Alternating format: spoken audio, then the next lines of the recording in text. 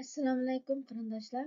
Gollandiya şopurluq browser nazariya darsiga xush keldinglar. Bugun 18-ci dərsimizni öyrənib o'tamiz. Bugungi darsimiz inhalen, ya'ni yandaş to'g'risida.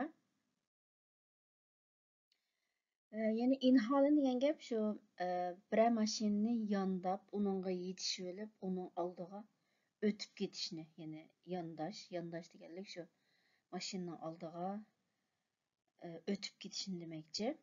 Mesela ma resimde ko'rganinglardek, mesela hozir ma motosiklet ma oldimizdagi mashinaning oldiga o'tib ketsa, shuni biz inhalen deymiz-ku. Ma yandagi rasmdami, ya'ni ma dars mashinasi ma yenidagi kichik tipdagi yuk mashinasininki oldiga o'tib ketsa, ya'ni inhalen qilgan bo'ldi. Ya'ni inhalen degan shu yandash. Endi bu inhalen to'g'risidagi asosiy qoida Hofstreich.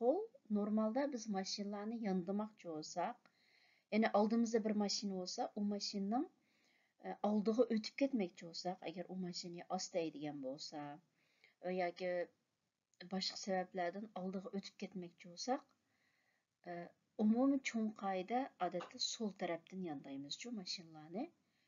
Ya'ni links inhalen Hofstreich.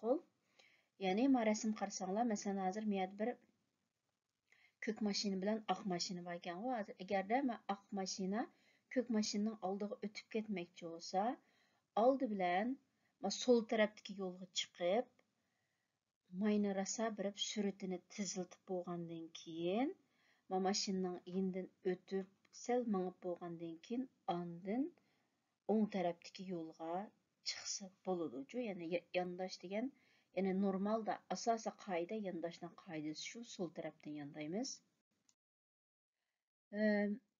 Lekin ba'zi bir ahvollar bor, o'ng tarafdan yandasak bo'ladigan. Biz hozir shu ahvollar bilan bir-birlab tanishib chiqamiz. O'ng tarafdan yandashga bo'lgan birinchi xil ahvol blok markering. Ya'ni bu blok markering degan sizlar rasmni ko'rgandek bir kollek shakllik siziq. Bu siziq odatda infuchstrok, outfuchstroklarda bo'ldi-ku. Ya'ni ma rasmda ko'rganinglardek, masalan, ma ikki rasm ustidagisi outfuchstrok, ya'ni normal bir yo'ldan, tinchlik tosh yo'ldan ayrilib chiqayotgandagi ayrilib chiqish yo'li. Ostidagisi infuchstrokning misoli, ya'ni tinchlik tosh yo'lga qo'shilish yo'li. Normalda shunda infuchstrok, outfuchstroklarda shunda blok markering bo'ldi-ku.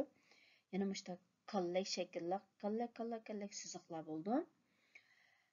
Agarda biz mush siziqninki o'ng tarafida turgan holatda, ya'ni shunda infuchstrok, outfuchstroklarda biz oldimizdagi qatnashni o'ng tarafdan yondisak bo'ladi. Ya'ni masalan, ma astidagi rasm qarasanglar, men bir dars mashinasi bor, aqranglik, uning yanında kichik tipdagi bir yuk to'sh mashinasi bor. Biz hozir işte haydab sur'atni teziltib, ya'ni ma u chaqda biz kichik tipdagi yuk to'sh mashinasini o'ng tarafdan yondab oldiga o'tib ketgan bo'lamiz-ku. Ya'ni shunda infuchen yoki outfuchen qilgan vaqtda o'ng tarafdan yondisak bo'ladi. O'ng tarafda yandasak bo'ladigan ikkinchi xil ahvol rotonda, aylanma. Ya'ni shunda cho'ng tipdagi bir qancha mashina yo'llari bo'lgan aylanmalarda ham o'ng tarafdan, ham so'l tarafdan yandasak bo'ldi. O'ng tarafdan yandashga bo'ladigan fe'li, ya'ni qatnash qisqanchiligi bo'lgan vaqtida u chog'da ham o'ngdan, ham so'ldan yandasak bo'ldi. To'rtinchi xil ahvol tramvay, ya'ni biz tramvayni o'ng tarafda yandasak bo'ldi. Ya'ni sizlar ma rasmda ko'rgandek, masalan, tramvayninki keynida bir mashina ming o'tibdi. Hozir biz normalda tramvay degan mashinadek tez mangmaydi va yoki tramvay ba'zi bekatlarda to'xtaydi degandek, bunday ahvol ostida biz hozir tramvayning o'ng tarafida yo'l bor ekan, mush yo'lga chiqib tramvayning oldiga o'tib ketsak, yana bo'laveradi. Ya'ni tramvayni o'ng tarafdan yondasak bo'ldi.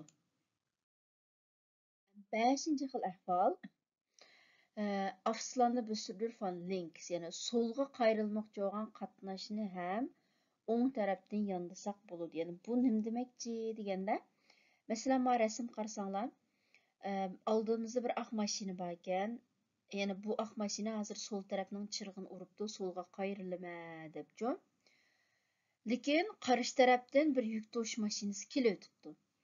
Shunga hozir bu aq mashina solga qayrilish uchun oldidan mushu yuk to'sh mashinasining o'tib ketishini saqlab turish kerakchi. Shu bu aq mashina hozir balkim yuk to'sh mashinasi o'tib bo'lguncha miyada yo'lda to'xtab turish mumkin va yoki sur'atini ostiltish mumkin. Bunday ahvol ostida biz mushu aq mashinaning keynidan kelayotgan bo'lsak, bu butunlay o'tib ketib bo'lguncha saqlashimizning hojati yo'q. Agarda yenimizdagi yo'lda sal yoniq surilib haydash imkoniyati bo'lsa, yoniq surilib haydab yondoqlam o'tib kelsak bo'laverdi. Masalan, ma'qul ahvolda yenimizda velosiped yo'li bor ekan, velosiped yo'lining siziqi uzuk siziq ekan, demak biz bu yo'lga chiqib haydasak bo'ladi, zarur bo'lib qolsa. Shu yerda aq mashina hozir yuk to'sh mashinasini saqlab, so'l qayrilib bo'lguncha bizim bu yerda aq mashinaning keyinida saqlab turmasaqmi, darhol ma velosiped yo'liga sal surilib chiqiblam aq mashinani o'ng tarafdan yondab yo'limizni davom qilaversak bo'ldi-chu. Ya'ni solga qayrilmoqchi bo'lgan qatnashni shunday ahvol ostida o'ng tarafdan yondasak bo'ladi. Qatnash qoidasidan ba'zi bir ahvollar bor, yondash cheklanganchu. Ya'ni inhalin yondash bu bir cho'qim yondash zarur bo'lgan farz ish emas. Agar yondash zarur bo'lsa, qatnash qoidasiga rioya qilgan bexatar asosda yondaymiz. Lekin ba'zi bir ahvollar bor, yondash butunlay cheklangan 6 xil ahvol. Biz shu 6 xil ahvollar bilan bir-birlab tanishib chiqamiz.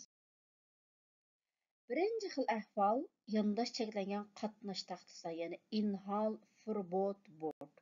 Ya'ni sizlar ko'rgan qatnash taxtasi jumlaq chambarning ichidagi ikki mashinaning bir qora ranglik, qizil ranglik mashinaning belgisi.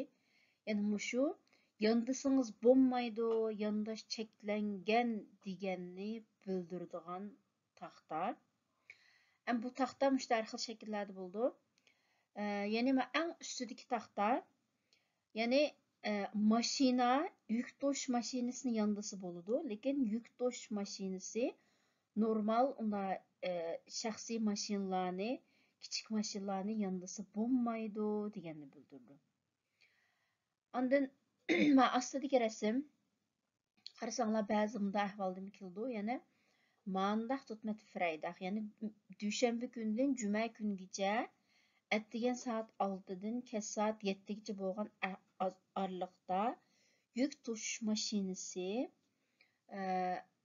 normal kichik tipdagi shaxsiy mashinalarni yondasa bo'lmaydi degani bildik. Bu chaqda yuk to'shish mashinasi shanba yondasa bo'ldi. Lekin biz ya'ni normal kichik tipdagi mashinalar yuk to'shish mashinasini yondasa bo'ladi.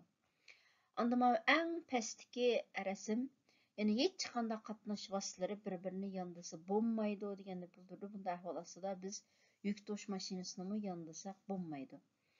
Ondan mushta yondash cheklangan bordning kuchi amaldan qolganda, ya'ni endi yondasa bo'ldi degan vaqtda odatda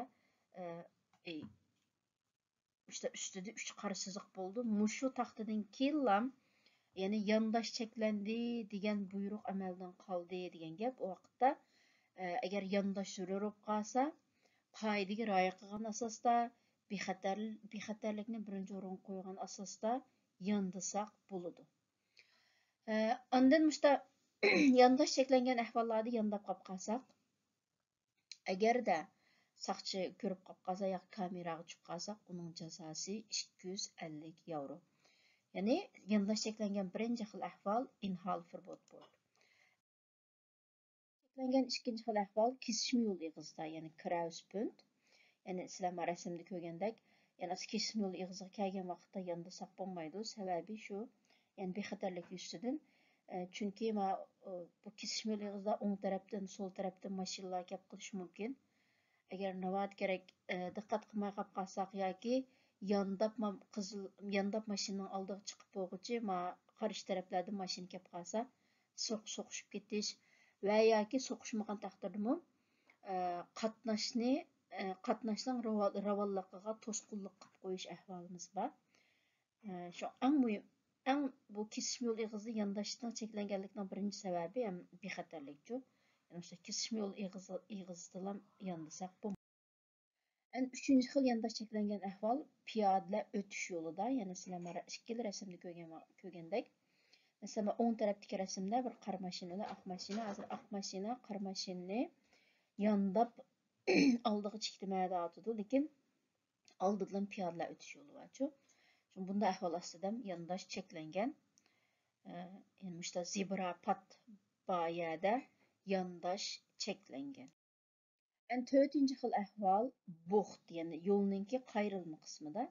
Şu bunun asosiy sababi ham bexatarlik, chunki biz yo'lning yo'l shaklidan, qayrilgan yo'l shaklidan biz yo'lni aniq ko'rolmaymiz. Hozir qarshi tarafda masalan mashina kelyapti, kelmayapti degandek.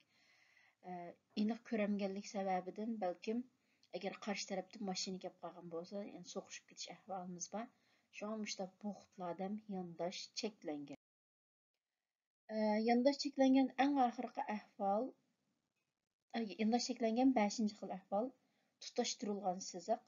Yani tutashtirilgan siziq to'g'ri turgan line, to'g'ri turgan strip, o'sha inhal firbot bilan barobar chu tap-tang. Yani işte siziq tutashtirilgan vaqtda biz mush siziqning a tarafiga o'tib ketsak bo'lmaydi. Mushta ahvolda mashinani yandasak bo'lmaydi. Hozir masalan o'ng tarafdagi rasm qarasanglar, ikki dona hatto tutashtirilgan siziq bor ekan. Hozir qora mashina oldida bir karvon bor ekan. Karvonni yondayma deb yo'lga chiqay deyapti. Ya'ni bu intayin cheklangan ahvol bexatarlik yuzidan. En yandash cheklangan eng oxirgi bir tumanlıq hava, bunun səbəbi bexatarlik səbəbidir. Çünki hava tumanlıq bolğanda biz qarşı tərəfdən gələn qatnaşlarını yaxşı görənməyimizcə. Çünki bu vaxtda yandab qalıb qalsaq, əgər də qarşı tərəfdən bir maşın gəlib qalğan bolsa, vaqtdan xatarlik ahval yüz beriş ehtimali nəhayət çoğ, hem çoğ bunda ahval aslında yandasaq bolmaydı yəni. Qısqası yandaş xof treyxol sol tarafdan yandaymiz. 5 xil ahval aslida o'ng tarafdan yandasak bo'ladi. 6 xil ahval aslida yandash cheklangan. Yani yandash to'g'risidagi asosli qoidalar shu. Keyin qitimliq darsimizda biz o'rgangan mushu qoidalarni amaliy misollar bilan pishiqlaymiz. Ma'qulamsa bugungi darsimiz mushu yerda oxirlashdi. Keyin qitimliq darsimizni ko'rishaylik. Omon bo'lg'aysizlar.